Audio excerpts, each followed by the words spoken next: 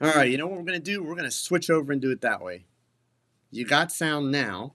I apologize. I don't know what happened with the sound there, but apparently my mic just crapped out completely.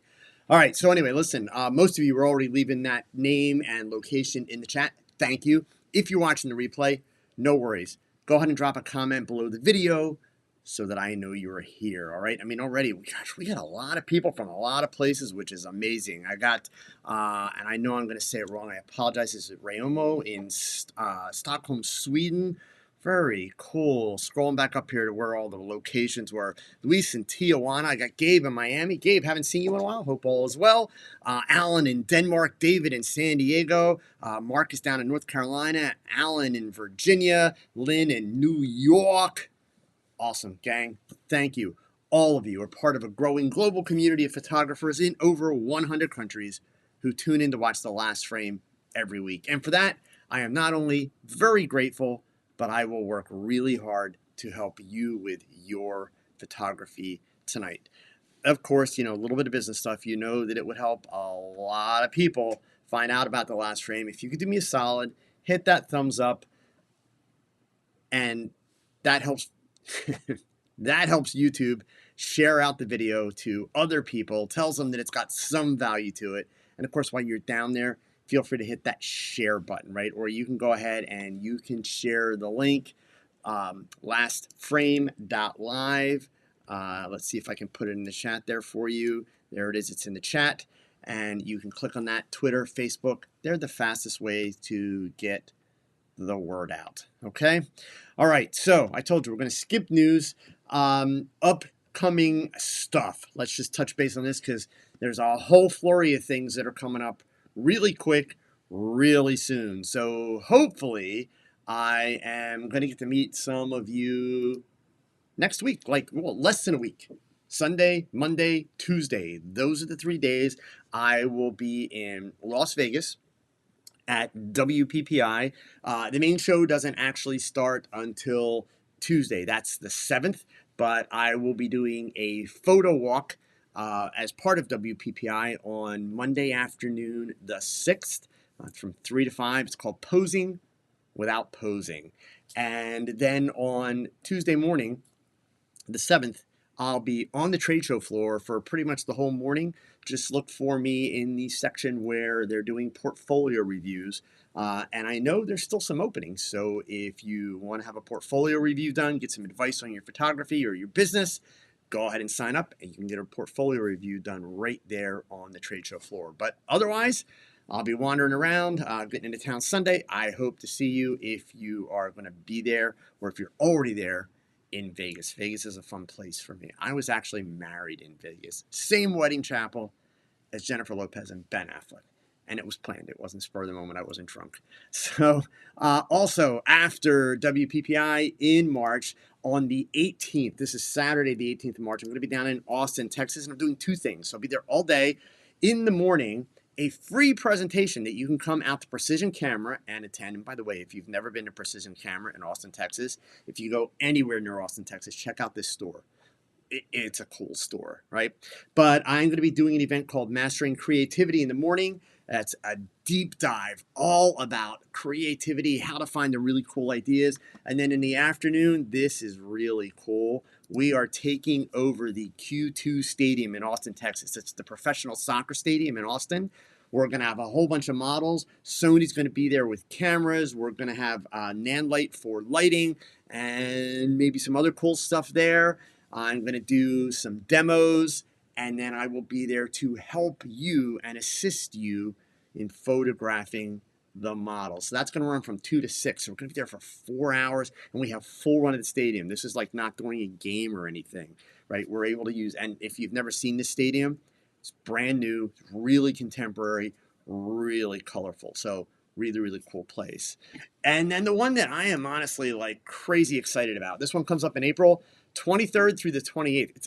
It's a whole week. Starts on Sunday, goes to Friday. It's Texas School. My topic, do different, be different, and create images that stand out. And this is going to be my entire process, start to finish, including marketing, business, everything. You get to spend an entire week with me. Now, It's not just me that's going to be there. There's a whole bunch of amazing instructors teaching a whole bunch of really amazing topics. But what's cool about Texas School, number one, the price. It's only $750 for the whole week. And you spend the entire week with your instructor doing a deep dive into their topic, what they're teaching, etc.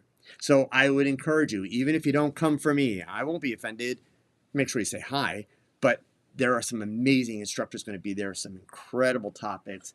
I encourage you, check it out.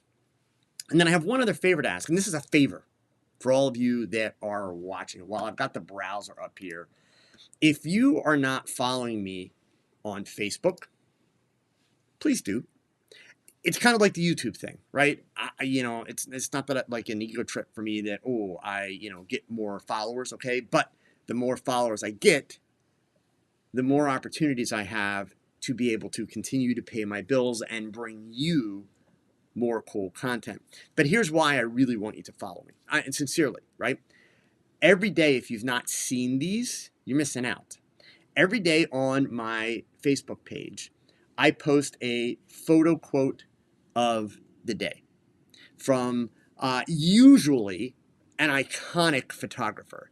Every now and then some quotes sneak in from some dude called Joe Edelman, and take that for what it's worth, right? But most of these quotes are from very iconic photographers. And here's the thing that's cool about them, because it's really not the quote. And by the way, I'm asking you guys to do it. Let me share the link to that page. There it is, okay? So if you can get a follow, seriously, it would be really, really appreciated. But here's what's cool about it. This is the thing I don't want you to miss, because it's not really about the quotes.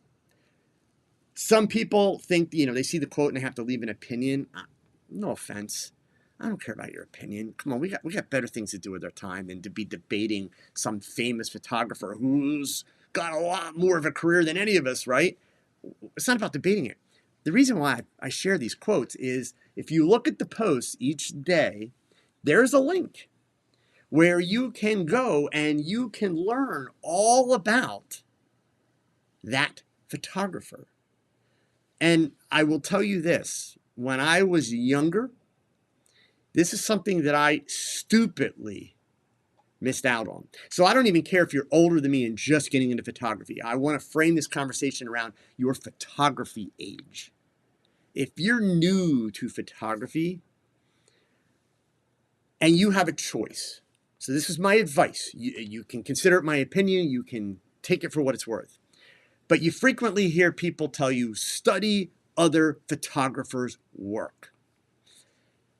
I hear that so much, it gives me a headache. And I'm going to tell you right now, the scientist that I'm married to, if you don't know, I'm married to a cognitive psychologist, and my own experience will tell you that that is a horrible idea if the photographers whose work you are looking at and studying are contemporary photographers.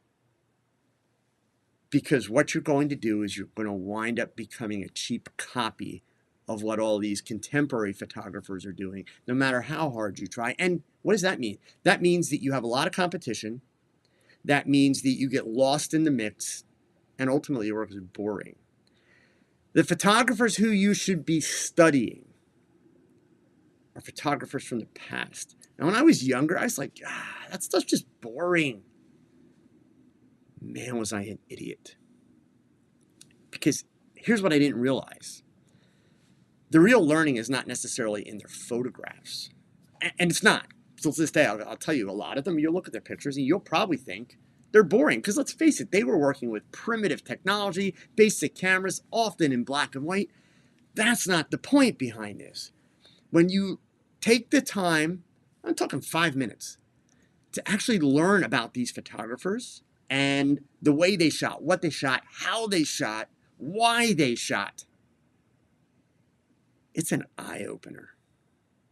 And it's not about, they had it so much harder then or anything like that. No, it's about realizing what it takes to make incredibly great images.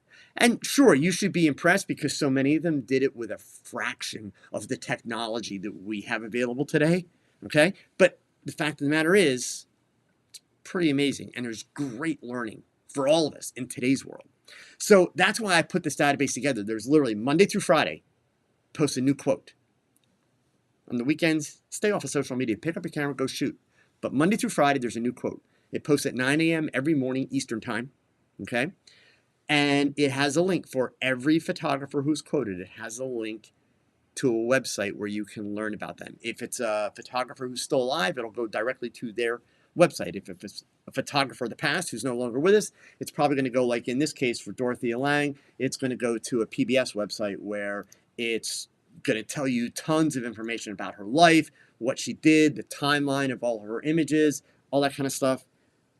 Really, really cool stuff.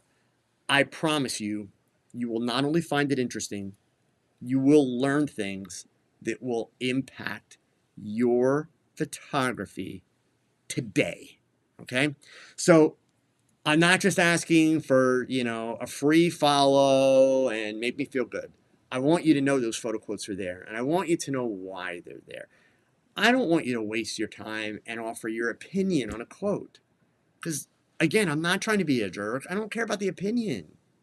I want you to actually try and broaden your horizons, right? Because, look, when I see a quote from Dorothea Lange, I don't care if you agree with it or don't. I don't care if I agree with it or don't. It's Dorothea Lange, for crying out loud. Period. End of conversation. There's no debate, because for her, that thought process, that sentiment, that quote, it was important. It was the way that she worked. Certainly, there are some quotes, the world's changed, the technology's changed, the outlook's changed. That's okay. But it mattered then. So that's the idea behind it. Okay? All right. So my shot breakdown for the week, I have not seen a single question come through, guys. I'm going to be like sitting here telling you, stories about what I ate for lunch pretty soon if we don't get some questions. When you're here, got a bunch of people here. How can I help you? All right? What do you want to talk about tonight? Even if it's a broad-based topic, give me a topic that you want me to dive into. So the shot that I put on the cover this week for the shot breakdown, I have two reasons that I wanted to share this image with you. This is an old image. This one, actually, I shot back in 2012. So in fact, it was April 2012. So it's just about 13 years old, right? It's been, or 13, no, 11. Sorry, I can do math. 11 years old, right? This was probably about 5, maybe 6 years into me dabbling in this realm of fashion portraiture. So obviously, you look at this picture, you can kind of see the style of what I do today kind of happening, but obviously it's not exactly like what I do today. At the time I was shooting with Nikon. The modifier in this shot is a round beauty dish. This was at a time where the makeup artist that I was working with at the time, we had kind of gotten really hooked on this idea of doing these. But the way we did them then is I was making my money shooting modeling portfolios. Like, that was my business at that point in 2012. So we would bring a model into the studio, and I'm proud to say I had models traveling from all over the United States to shoot with me. And it's because, in addition to providing images for a modeling portfolio, I was providing the advice and the guidance so that they could take those pictures, go to an agency where they lived, and get signed and get work and make their money back. And I'm very proud to say that I had a 100% success rate, provided that the model follow my directions. Because yes, there were models that would come in and they would go out and they never got up the nerve to go contact the agency, or they went off and started doing crazy stuff because somebody on the internet said, do this. I can't be held accountable for that. But if they came to me and they followed the guidelines that I gave them, they went home, and every penny they invested in coming to me, they made it back. So that was my marketing. It was strong marketing. So during that time period, we started working on these fashion portraits. And the way we did it, literally, so the makeup artist I was working with, I'm in Pennsylvania. She was based in New York. And so she would travel down to Pennsylvania by train and or bus on the days that we would shoot. So we had a hard deck of 5 p.m. that we had to be out of the studio because she had to be on a bus or on a train to get back home. And trust me, she was Russian. She was amazingly talented, but she was tough. So if I would have made her miss her bus or train, she'd have made me drive her back home. So like we had to hit that. So when we started developing these ideas, what we would do is at the end of the day, the very end of the day, because of course a lot of times, just like this photo, we were doing crazy things to the makeup. You don't need pictures like that in a modeling portfolio. This picture has no value to the model at all, other than they think it's cool, but it's not going to get them work, right? So we would do these shots in literally 20 to 40 minutes. That's including the makeup time, the styling time, and the shooting time. So they weren't always as elaborate as the shots that you've probably come to know me for, because now I come into my sessions and like the entire session is dedicated to this crazy fashion portrait. So that's piece number one, right? So, by the way, Ricardo, yes, I will be at WPPI. You must have got here late. I was talking about WPPI. I will be there. If you're going, hope to see you. I'm going to be there Sunday afternoon, all day Monday, and Tuesday morning. I'm flying back to Pennsylvania Tuesday night, but I'll be at WPPI all day Tuesday. I'm taking a red eye home. All right, so back to this shot. So by no means is this, like, in my opinion, one of the best shots I've ever done. I've told you guys many, many times, I'm a big believer in being able to look at your own work and being able to identify what would you do to improve it. There's always room for improvement, okay? Always. And it goes without saying, if you make this a habit, and by the way, it's not about putting yourself down and making yourself feel like crap about your work. It's about always wanting to do better. So you've got to find the right balance here, right? This is when I say, always finding room for improvement. I'm not talking about cause yourself stress and anxiety and basically just decide that you suck. No, I'm talking about always wanting to improve, wanting to learn more, wanting to be able to take things to the next level, right? So in order to do that, you don't need somebody else to tell you that. Because if you rely too much on other people telling you, what do you need to do to get there? You wind up chasing other people's styles and other people's opinions and other people's ideas, and you're not creating you. You're not building your own style, right? So for me, in this particular case, I regretted doing it on the white background. This was, and no excuses.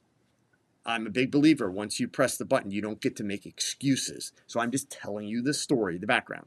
But in terms of what I would have done differently, this shot was rushed. This was a day where I think we did 14 outfits this day. And that, when I say 14 outfits, that's 14 outfit changes, tweaks to the makeup, tweaks to the hair. Every one of those 14 outfits was on a different background with lighting variations, right? Busy day. So we squeezed this in at the end, and the shot before this happened to be in a white background, so I went with the white background. Boom, done. That was it. If I could go back and do this again, the things that I would change: dark background, probably black. I would probably create kind of a glow behind the model on the black. And I would also want to bring in, if it's on a dark background, I'd want to bring in some colored gels also with the purple. And I know it looks like there's maybe a colored gel on her face here. It's not a colored gel. It's just the purple picking up from the tool with the light blowing through it from the background. That's all it is, okay? So the setup for this, and there's one other cool thing I want to show you, because the tool in the picture, it's not actually purple. So I'll show you how that worked, okay? But let me switch over here. The lighting setup was, honestly, it's a real simple setup. I'm going to back up just a little bit so that you can see this. White background, two background lights on opposite sides of the background, just, to blow it out white. Beauty dish. Also, one of my other regrets here, I can bring it up on top. I made a decision when we were shooting, and I'll show it to you on the 3D software momentarily. I want you to look at where the catch lights are in the eyes, okay? They're actually just above the midpoint. at this time, 11 years ago, I wasn't quite as dialed in paying attention to catch lights as I am now. I kind of stress over catch lights now because I understand a lot more of the science of how we perceive highlights in the eyes. And you hear me talk about it all the time, right? But that's one of the other things that I really wish I would have done. I wish I would have had those catch lights higher. The reason why I didn't, because of this purple material that we used kind of as a collar, I was trying to avoid having a big shadow and a heavy shadow drop down onto that. I wanted to maintain the change in definition there. As I look back on it, I made the wrong choice. I actually would have been fine with a shadow there as long as it was a well-defined shadow that wasn't ugly. Because keep in mind, I'm using a beauty dish. So one of the things you get with the beauty dish, notice how rapidly the light falls off. You know, here it's like nice and even on front of her face and then boom, falls off really quick. That's what a beauty dish does for you, right? So that meant if I'd have gone higher, I was going to have a much harder shadow there. I honestly wish I would have done that in hindsight. Okay, so you know, hindsight's always 20/20, but it's not a big deal, but it's a deal. So you know, you can see here I'm working with. Let me go to the side. I'm working with a slightly lower camera angle. My light is not particularly high, but I also want you to notice how high I placed the background lights. So again, these are the little subtleties so that you can kind of understand the entire thought process that was happening, right? Since I'm shooting lower, I want the light for the background to be up here, not down here, immediately behind her head, right? Because the background that I'm actually photographing is up here.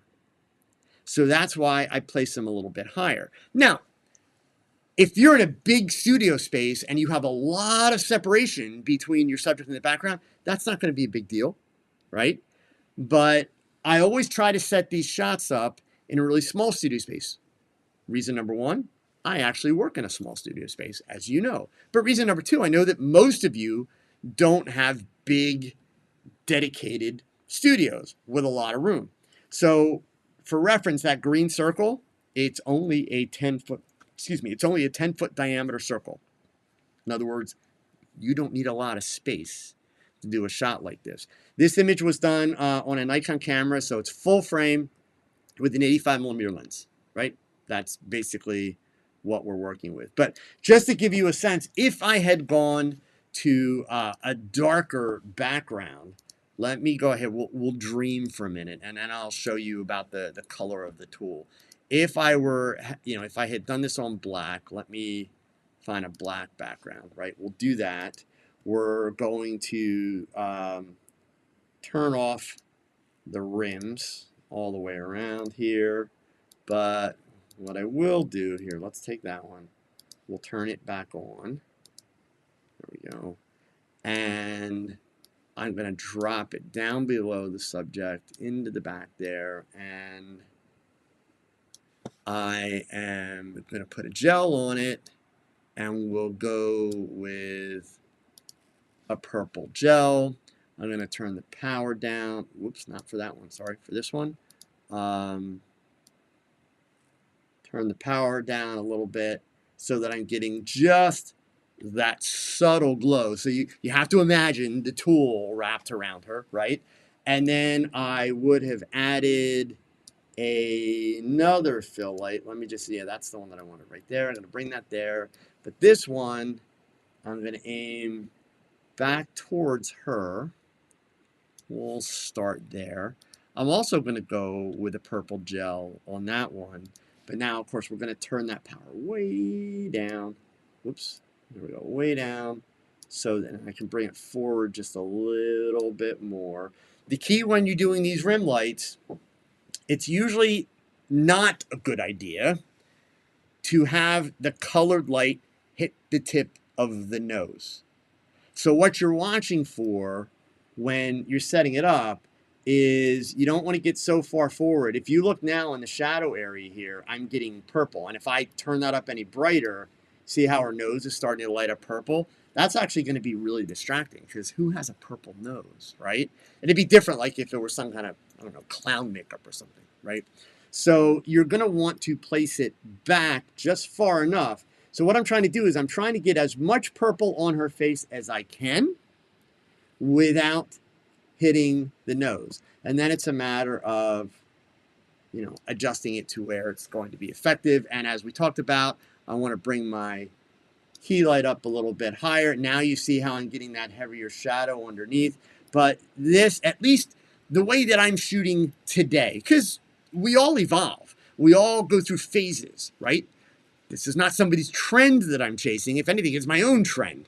But this would be more of the direction that, you know, I would head with this today. And then if I wanted to get really crazy with it, I might go ahead and let's see here. Whoops. Let me find another light here that I can add. I gotta back out and find out where these lights are. There it is. So let's bring that in, and we'll come in nice and close now. I'm gonna bring this in really close to her, aim it down at her like so, and turn it on. It's going to be wicked bright, I'm afraid. Oh, yeah, so I'm going to leave it that bright just for a second, but what I also want to do is I want to put a purple light on. Do I have a deeper purple? Yeah, no, we'll go with that. And my reason for doing this is I want to get some purple on the shoulder, but I've got to experiment a little bit. I'm going to bring it back more. So now you can see I'm getting just a little bit of purple on the face, a little bit of purple on the shoulder. I'm not real happy with the purple on the hair, so I'm actually going to aim it off of her just a bit. Whoops, let's angle this slightly different so I can control it. I'm going to bring it forward, so I'm kind of missing her some.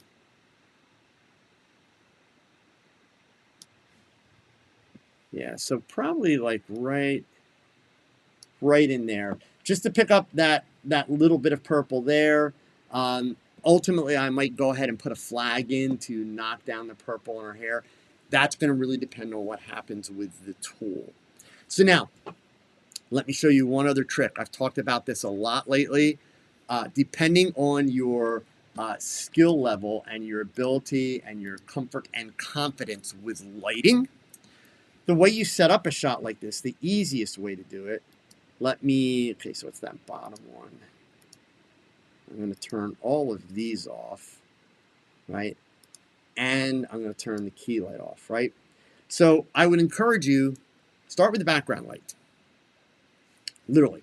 And now, you know, once you have that background light set up, figure out how bright, how dark do you want it, okay? And then once you've got that set up, let's not that one. Where's the other one? Let's do, there it is, that one. Then set up your rim light, because that's kind of the second light that you're using for shaping. And you notice now I can see, before I didn't think that I had any purple on the nose. But indeed, look, I have purple on the nose. So back that up just a little bit more now. Now I know I don't have any retouching or any color correcting to do on the tip of her nose. It's gone, right? And again, same thing. I can decide, do I want it brighter, darker? For me, when I'm doing these rim lights on the side, I want just a little subtle accent. If it gets too bright, it starts to become the focus of the picture. And if it gets way too bright and there's no detail, to me, that just looks sloppy. I like to see the detail there, right? And it's not to say it's always got to be that way, but most of the time, yeah, I like to see the detail, right? So I'm going to set that kind of in around there or so. Yeah. So now, of course, we had that other rim light. I got to go find it. There it is there.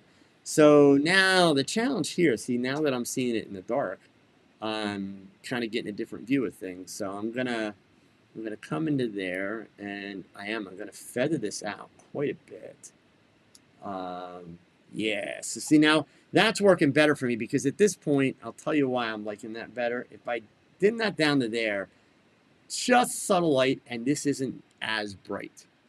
Now I can go ahead and I can add my Beauty Edition, and I'm even going to knock the exposure down just a smidge on that. Oops, I'm knocking the wrong one down here. Hang on, let's put that back. Yeah, there we go. And then get this, knock the exposure down just a smidge, right? And then there we go. And now I have super, super clean light, right? So I told you that I wanted to show you one little thing about the coloring of the shot. Here is the actual file of that shot. Notice it's not purple. The piece that's wrapped around her is purple. So this was a decision that we made in camera. Again, we rushed this picture. So I'm not making any excuses. It's just, it is what it is, right? We rushed the shot.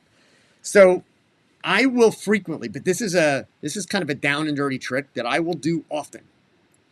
Not even always to save time. Sometimes it's just a matter of these are the only colors that I have to work with.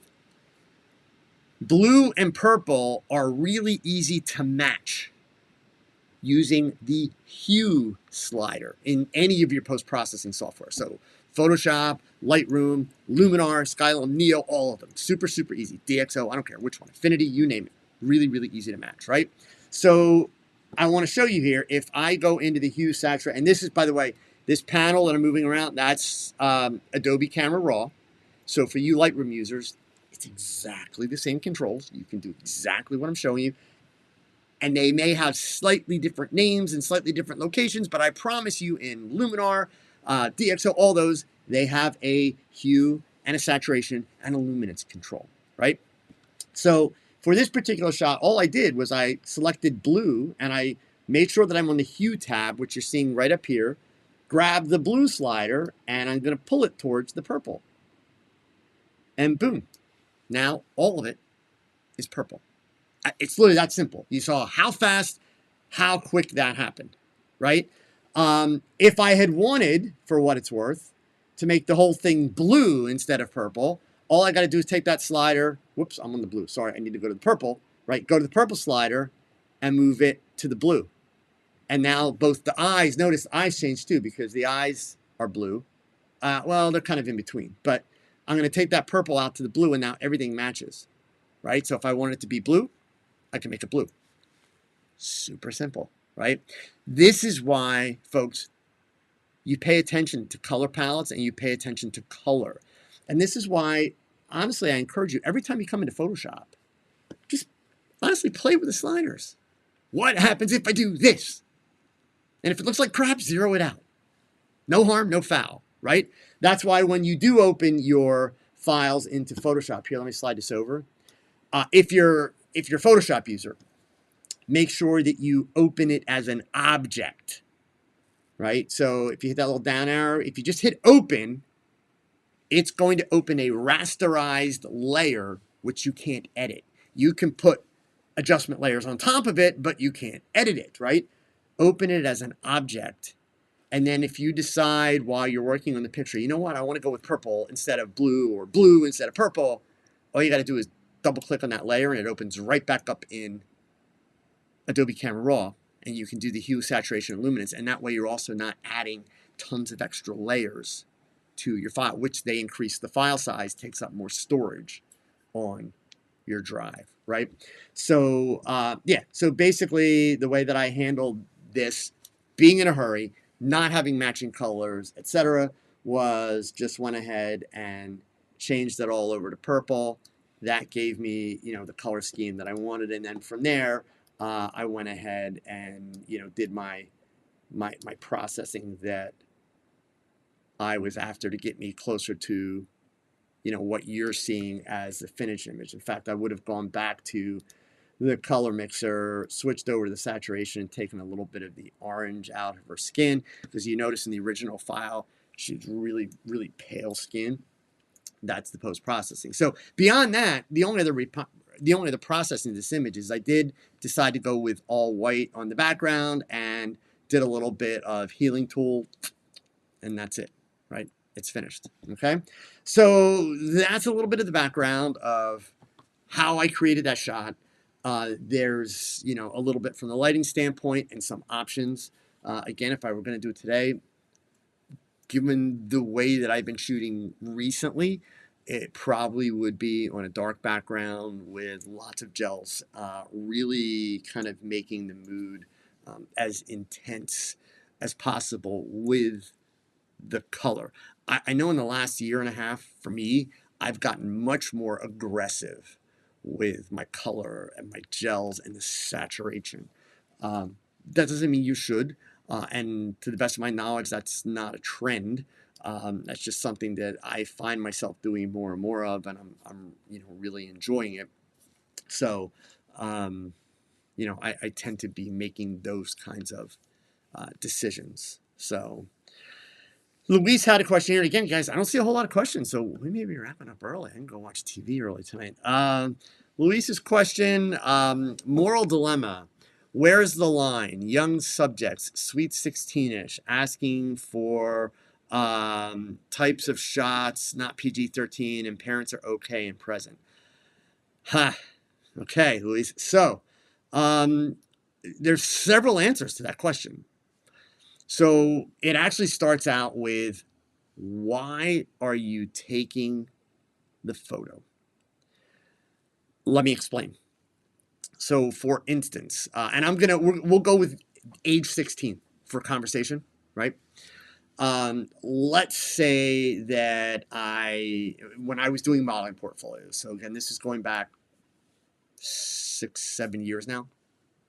Actually, I'm sorry, 8 years since I've shot a modeling portfolio. If I were shooting a young lady who is really tall, 5'10", 5'11", and her parents intended to take her to New York, to agencies. The New York agencies like to have a set of images that they call digitals. Back in the day, they were called Polaroids because they're shot with Polaroids, right? And so the digitals are basically simple headshots. No makeup, clean face, clean hair, clean background, right? Nothing fancy, no crazy lighting, not at all about the photographer. It's just clean. And then in addition to those headshots, they want body shots, right? So when people hear the word body shot, people immediately mean like, what is that? Could be like naked or something? No, it's not naked, okay? For a fashion model though, going to New York, that's going to be in a bathing suit, right? So one of the things that those parents will need to be okay with, it, that's really the decision they're making, is their kid's going to have to be okay with bathing suits. And even then, if they take that 16-year-old to New York, not so much today, but it still happens today. The reality of it is there's a good likelihood that kid's going to be asked to do racy outfits. Not necessarily like lingerie, but it could be something that's like topless with a jacket, stuff like that. I'm not here to debate whether that's right or wrong. I'm just saying that stuff happens, right?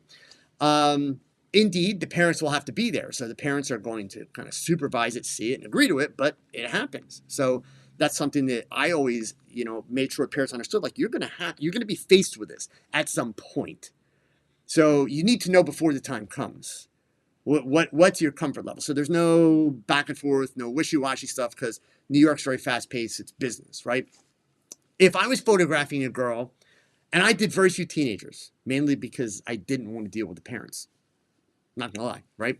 So, and because unfortunately, keep in mind too, as much as there's this old wise tale about the idea that you have to model when you're really young, actually, no, you don't. Not at all, okay? As an example, the busiest print models in the Philadelphia market right now, where I'm from, are in their mid-30s, and they're moms, and they're working more than anybody else because that's the nature of the market, right? There's not really a lot of advertising work out there for teenagers, and the simple reason for that is teenagers have no money. So there's not a lot of advertising that's geared directly at teenagers, right? So the people that have to do it when they're really young, that whole wise tale, where it came from, I need you to all think back to like middle school when you were like 13, 14, 15 years old. There were some kids at your age who were already like 5'10", 5'11", 6 foot tall. Think back, right? They were like the most awkward human beings ever at that point in time. That's where this whole you got to do it when you're young thing comes from, because if you've ever watched a fashion show out of New York, and I'm not trying to be mean towards anybody, just keeping it real. If you've ever watched a fashion show out of New York, you've watched the television and you've thought to yourself, If there's somebody in the room with you, you said it out loud. Why is that person on the runway? They're not attractive by anybody's standards. So why are they there? That's the whole point. If you have a drop-dead, gorgeous human being, people are looking at that human being, not the clothing. The runway's not about the models. It's about the clothing, right? So, and then what happens is these really awkward 15, 16-year-olds, by the time they hit 19 or 20, they're starting to grow into their bodies emotionally, experientially, and physically, and they're not awkward anymore. And then their fashion careers are over, right? So that's where that whole kind of wise tale comes from historically. Yes, the markets are changing a lot. So, Luis, what you really have to decide on is, and this would be actually, let me do it this way. This would be my advice. I would not, in today's world, I don't care where you are in the world, in today's world, I would not pursue photographing a teenager. Meaning, I would not say, this kid's gorgeous, I want to photograph this kid, or this kid's handsome, I want to photograph this kid, and ask to do so. I would not do that in today's world. It's just easier. If the parents of a teenager came to me and said, we really want you to photograph our child for this purpose, the first thing I would do is I would actually try very, very hard to talk the parents out of doing it. Because here's the challenge. When you put teenagers into this modeling realm, and by the way, this is conversations I had many. In my career of shooting modeling portfolios, I shot very few teenagers. Very few. That was intentionally. And here's why. I'm not a big fan of putting a teenager, especially like when we're talking 14, 15, 16, 17-year-old. I'm not a fan of putting a child that age, I don't care male or female, it doesn't matter, putting a child that age into a business where they understand a big part of the judgment and a big part of their success is about their appearance. It's just the wrong time in a kid's life to do that to them, period, right? So I really made parents jump through hoops if they were determined, because really what I wanted to get a sense of is I wanted to get a sense of, is this the parent that wants this to happen? Or is this really the kid? And does the kid really understand what's going on? And does the kid really understand that no matter how hard they try, they're going to fail? I mean, that's the thing. And I told this to every model I ever worked with. Every model that I ever worked with about a modeling portfolio. If they were going to give me money, because here was my moral thing with modeling portfolios, right? It used to be, it's not anymore, which is awesome. But it used to be, if you wanted to go to a modeling, if a girl or a guy wanted to try modeling, they had to go out and spend tons of money to get a portfolio to be able to take to an agency. You stand better odds at a gambling casino. Like, you really do. And then even if you get signed by an agency, getting signed by an agency doesn't mean you're going to make a dime. Especially not if it's an agency that's willing to take your money. So the challenge is for models, and this is still the case today, if you become a model, there is only one guarantee. One guarantee. Failure. No model gets every job. They just don't. You go for many, many, many jobs that you don't get picked for. So when that failure is attached in their minds to the way they look, that's dangerous with a teenager. It is. It's simply dangerous. So for me, I needed to have a confidence level that the kid understood what they're getting into and that the kid was a confident human being. Because the one thing I could always guarantee for anybody is you're going to fail. You're not going to get signed by every agency. You're not going to get every job that you apply for. It's not going to happen. And it doesn't happen, right? And that's fine. It's fine that it doesn't happen because that's also the nature of the business. Remember, modeling is not about modeling. It's not about the models. Models only exist because of advertisers. And so we're talking about modeling agency models, the people that are getting paid big money, all that kind of stuff. The only reason they exist is because of companies that want to market a product, right? So at the end of the day, it's about the company. It's about the people paying the bucks, right? It's about them. It's not about the model. Once they get hired, the model doesn't get a choice in what they wear. It doesn't matter if the model hates what they're wearing. They better sell it, right? That's because it's not about the model. It's about the client. But that's how I paid my bills for a lot of years, was by the straight talk. And that's why, actually, if you go to my website, there's a huge resource section for models with information about modeling portfolios and all that. And it has been updated. It's relatively current. But the cool part of it is the modeling industry is going through, which this is disappointing to a lot of you photographers, but sorry, just what it is. The modeling agencies, or the modeling world, is going through a lot of evolution over the last 10 years. But it's still kind of evolving, and evolving rather rapidly. I tell models today, if they reach out to me, and when I say models, I tell potential models that reach out to me, because I get inquiries via my website routinely. I tell them, don't pay a photographer money.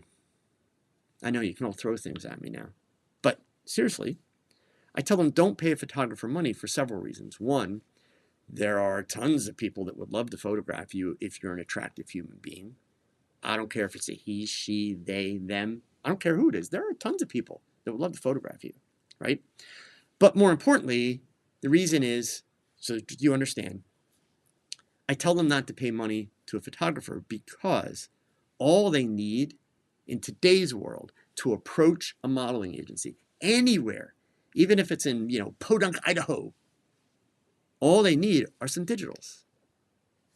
No makeup, simple hair, simple clothing. In fact, for younger models, they don't even have to do the bathing suit picture.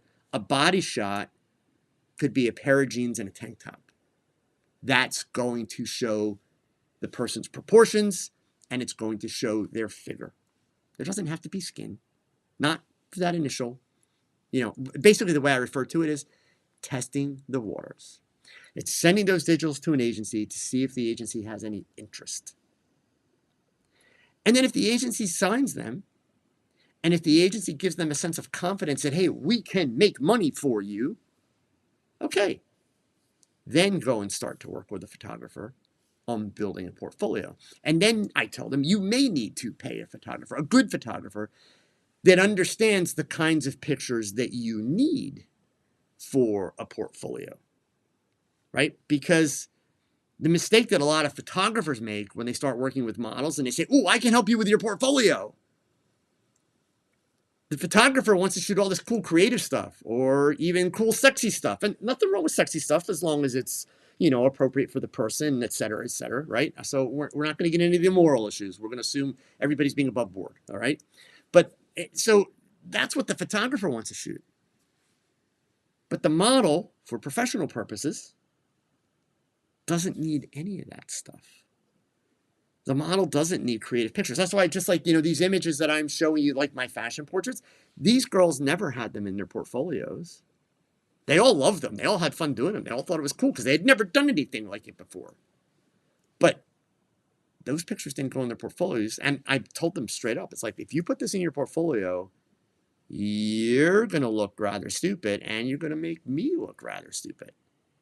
Because that picture has no value to a modeling agency or to the client that may hire that person to portray a college student or a cheerleader or a young businesswoman.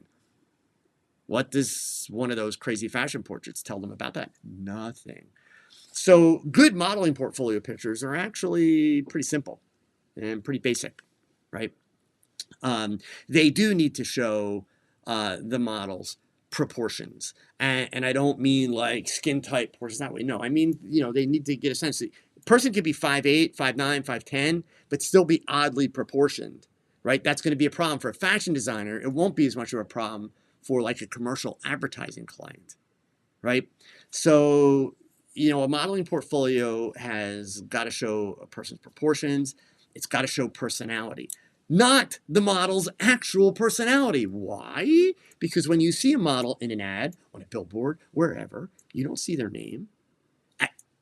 By the way, if you want to tell me, well, wait a minute, wait, you see stuff like with Victoria's Secret models all the time and their names right there. They're not models, they're celebrities. That's what Victoria's Secret created with their models. And good for them. But I mean, they're no longer just models at that point. They're celebrities, right? So I'm talking everyday, run-of-the-mill models that are in advertising. You don't see the model's name in the ad. The model is essentially acting. She's portraying a character, right? So again, it's not about creating a portfolio that shows who she is, because nobody cares who she is. They care, can she portray the character that we need to advertise and sell and market this product, right? So that's your job as a photographer for a modeling portfolio, is to be able to show range. So as I always explain it to models, it's ranges of age. How young can you make the model look, and how old can you make the model look convincingly, right? So don't like paint somebody's hair white. No, not that kind of range, right? Real range. The more range that you can build into a girl's photos or a guy's photos, the more potential they have to get work. Also a range of expressions and emotions, but believable. So it's not like, shot 1, smile for me. Shot 2, look serious for me. Shot 3, look angry for me. Shot 4, look surprised. No. Okay, it's got to kind of be believable. The context that goes with what you're shooting and everything has to be believable. But the more range you show, the better. Because think about it, when these models go into a modeling agency for the first time, so when people meet them in person, or when they go to a casting, even more importantly, the client, potential client, sees them. You would think that in their world, they could look at a girl or look at a guy and say, yeah, you know what? They'd look great as a young business person. We put them in a suit and we give them a tie or a skirt and a jacket. And if it's a girl, we put her hair back in a ponytail and they're going to look great. You would think that they could imagine that. Any of you that have worked in the corporate world will back me up on this. The problem with all that is remember, advertising is expensive. It's very expensive. Not to mention what it costs to produce the pictures and the ads and everything else. So while they maybe could look at somebody and say, yeah, if we put her in a business suit, she'd look great. In the corporate world, there's this thing called CYA. Cover your ass. They'd much rather see a picture that says, oh my God, she's exactly what we imagined. Boom. Now they can show that picture to the big boss, and the big boss is like, oh, looks great. Let's do it. Everybody's butt's covered because the big boss signed off. Because the big boss saw a picture of the character that needs to go in the project, right? So that's what you're doing in a portfolio, a good portfolio. But trust me, for decades, there have been both photographers and modeling agencies shooting modeling portfolios that are all about creativity and all about sexiness and pretty girls or pretty guys. But the best part of it is their portfolios don't perform that well. The portfolios that perform well are the portfolios that show the client exactly what the client needs. It's like if a young woman came to me from Philadelphia when I was shooting modeling portfolios. So this would be anybody from the age of 18 up into their 40s. One of the images that I would shoot for them, again, this was a person that was going to go to modeling agencies in Philadelphia. One of the images that I would shoot would be a picture of them as a nurse, or a picture of them in like a lab coat, like they work for a pharmaceutical company. I've never met a girl who said, oh my God, it would be so cool to be a model because I want to dress up like a nurse. Never met that person. So why did I do that picture? Simple. Philadelphia is the largest medical advertising market in the United States. 3 of the biggest pharmaceutical companies in the country are based in the Philadelphia area. There are, I think it's 17 major hospital networks in and around Philadelphia. If you drive down any of the major highways that go through the city of Philadelphia, any day, any given week, any given month, you will see billboard after billboard after billboard for these hospitals, and then also for colleges. Philadelphia's got one of the highest densities of colleges in the United States because it's one of the oldest areas. It was a colony, right? A lot of the colleges actually hire models. All these hospitals, sometimes it's a real nurse, sometimes it's a real doctor, many times it's a model. So in a city like Philadelphia, it's more important for a model to have a picture dressed as a nurse or a pharmaceutical person than it is to have a bathing suit picture because Philadelphia is landlocked. What company is going to come to Philadelphia and hire a bikini model? They're not, right? So what is a modeling portfolio? It's a model's way of marketing. Since the advertisements are not about the model, just having a bunch of pretty pictures of the model, that's not effective marketing. Effective marketing is showing the model in the right scenarios. And that's why I had models travel from all over the country to work with me for modeling portfolios. I had as many models come to me from LA as I did from Philadelphia. There is no shortage of great photographers in LA. But I built a product around it, and that's a lesson for all of you, right?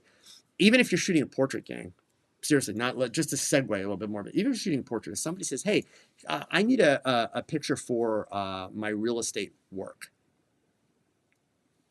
they expect you to be the expert. And even if you're not actually an expert, even if you've never photographed a realtor before, it's not rocket science.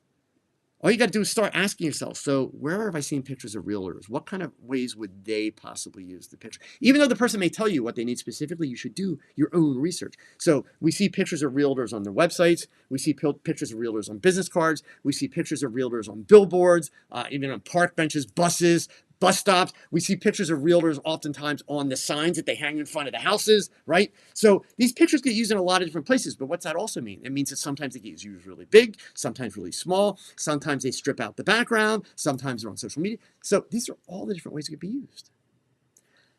You should be considering that when you talk to the client, because even if the client says, well, I only need it for this, which is what they may say to you, you're the expert. You should be saying back to them, are you sure there's no chance that you're ever going to want it for any of these other things?